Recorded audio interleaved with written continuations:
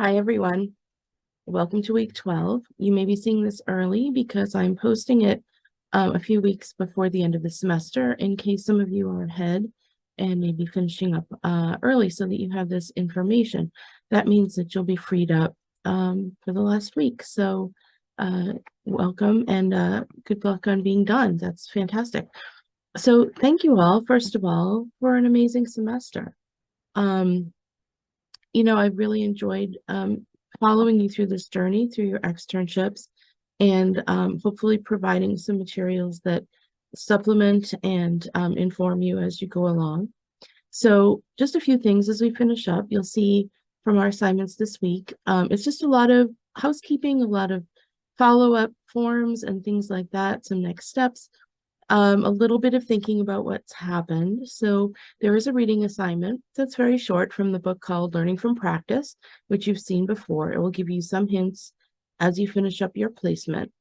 That way you can really finish out strong, and the rest are going to be just some assessments. So both about the course and the site and yourself. So there's a self-assessment that is really for you to reflect on. There's a site evaluation so that you can let us know how your experience went at your placement and also with this course. And then there will also be the self-assessment survey, which you may recognize because you took it at the beginning of the semester. That's the one that asked you how you felt about different skills that you have. And so the idea would be that, maybe we hope that you'll have a little bit higher opinion of your skills now at the end of the semester that you've gotten some practice. So that goes to the library that crunches the numbers, and they're going to give us a report back and see. And it is aggregately calculated. We're not going to be looking at each individual person. So hopefully that's a way for you to really evaluate how much you have absorbed from the semester at this point. So there's also 2 bar forms in the folder. So if you're using this externship as your pro bono 50-hour requirement, you will use the pro bono affirmation form. That's the only one you need. You download that from UB Learns. It's also in a lot of other places, including the bar site, the bar exam, requirement site. It's also in career services and the resource library. It's all over the place. I think there's a link to it on the law school website in the bar requirements page. So you'll see that a lot, but we have a copy of it here. If you've already gotten your 50-hour pro bono requirement done, you don't have to use that one. You'll see there's another form called the law-related employment affirmation. So you don't need both, but you need one of them. So if you've already done the pro bono one, you'll use that one, the second one, the law-related affirmation. And by the way, any job that you have, you will need that for. So for whichever one you're using, you don't need both, you only need one. Go ahead and get that signed by your supervisor now before you leave your placement and save it. You won't need it until you have to send it in after you take the bar when you're doing character and fitness, but it's going to be really difficult to go back a year or 2 years to your old placement and get that filled out, especially if people may have changed or your supervisor isn't there anymore. So that's why we have you get it now and put it away. It's just easier to get it. So go ahead and do that. That's also part of your homework for this week. So the hardest part is actually finding them again. So put them somewhere safe where you're collecting all of your information. The last piece is to log all your hours in Clio. Make sure that that is up to date. You will make sure that you have fulfilled the number of hours that you need for the number of credits you're earning. So you'll need to have 90 hours for a 2-credit placement and 135 hours for a 3-credit placement. And you should be around 40 hours for the seminar. 42.5 is actually the official amount, but we'll say roughly 40 for that. So make sure that that is all recorded, especially if you've been keeping track of it on paper or somewhere else. Make sure you're putting it in Clio before the end. So pretty much the deadline for all of these things is the end of the semester, which could be the last day of class, which is December 5th, but in reality, it's really the last day of exams, which is May 19th, I believe. If you are a third year, please try to get it in earlier because I'm going to have to make sure that everything is graded and you're all squared away before graduation, which is only like a day later. And the registrar is going to need time to process it as well. So do not wait until that last week to finish this up unless there's an exigent circumstance.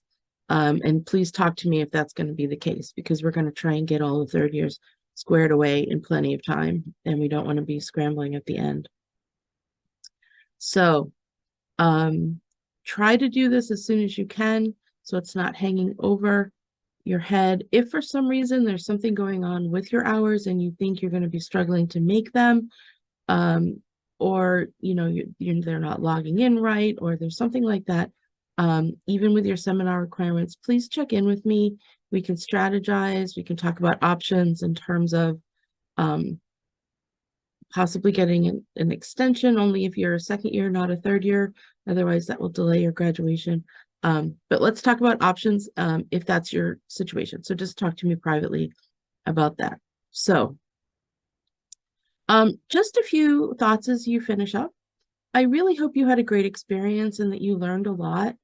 This is a really good time to reflect on what you learned, what you wanted to learn, and maybe how you didn't learn exactly what you thought you were going to learn. It didn't turn out exactly the way you thought it was going to, and that might have been a good thing, or it might have been disappointing in some ways.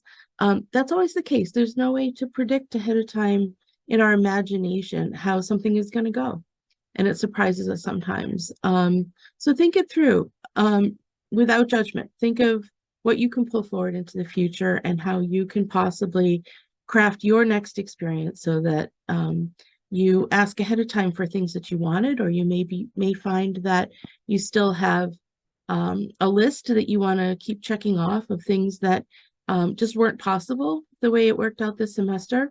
You may also find that there's a list of things that you weren't expecting to get at all that you did get this semester. So definitely think about that, and think about the people that you met there as well. Definitely give some thought to how you're going to keep in touch with the people at your office. So one of the reasons to do an externship, or really any kind of summer job or internship, or even short time job that you don't stay at forever, is the relationships you make. You may not ever want to do that kind of work again. You may not want to go back to that employer, but those people that you worked with have gotten to know you. They care about you. They know your strengths and weaknesses. They know what they taught you. They obviously want the best for you most of the time. And they're willing to reach out to their network for you, especially if you've worked with them closely. So don't be afraid to share with them, not just sort of thank you, which you should do. Thank them for their time and their effort on your behalf. This is something that isn't part of their job, right? This is something they're doing that's extra. So thank them. But also at the time when you're thanking them, also say, I want to keep in touch with you and let you know what's happening to me, where I'm going. I'd love to be able to recontact you with an update, or to see if there's any people that you think I should meet, or if you're going to an event that maybe I could sit with you at for the bar association or something like that. So definitely don't neglect the people that you worked with, and they are always going to be part of your network. They have their own networks. They may have people who they know that they went to school with, that they're related to, that maybe where they used to work before, that they can put you in touch with, that is closer to where your path is taking you. So absolutely, that is a huge portion of why you do this, in addition to the actual skills and experiences. So definitely send a nice follow-up to them. Thank you for everything you taught me. I really enjoyed working with you. I appreciated you taking me along to court with you, or I appreciated you including me in the work that you were doing. They will continue to be your ally. So you may find that they'll be peers with you at some point, and you'll be on the same committee of the bar, or you'll, find yourselves working at the same place on the same team, somewhere completely different. So definitely do that. If you have any other questions as you move forward, please consider me as part of your network as well. It's been a pleasure working with all of you this semester. All of you are very different, but I've enjoyed being part of all of your experiences. I wish we had been able to see each other in person more, but I was really happy to meet all of you. I'm a big fan of every single one of you, and I really care what happens to you. So definitely keep in touch if I can help you in your career path or help you in any way as you're finishing up and starting off as new attorneys. It's really exciting to see you as the next generation of in our wonderful profession. So absolutely, it's been a joy being with you this semester, and I hope that you will continue to check in with me for the last time. Have a good week.